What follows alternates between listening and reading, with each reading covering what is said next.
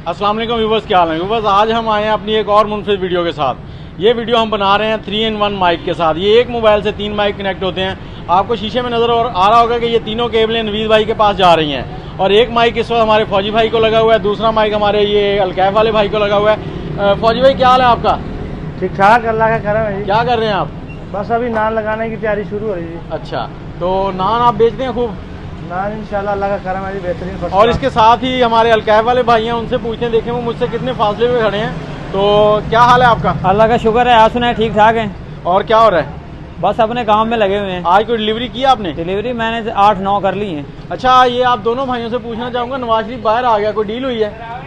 आज तो फौजी भी है माशाल्लाह। सुना तो है जी के बाहर आ गया, लगता है कोई डील ही हुई है, अभी इंशाल्लाह भागेगा ये। फौज से कोई लिंक नहीं आजकल? फौज से तो सुनने में तो यही है। नहीं, आपका नहीं, लिंक तो है। तो पूछ के बताएं। अच्छा भाई, इकट्ठे बोलो, पाकिस्तान जिंदाबाद।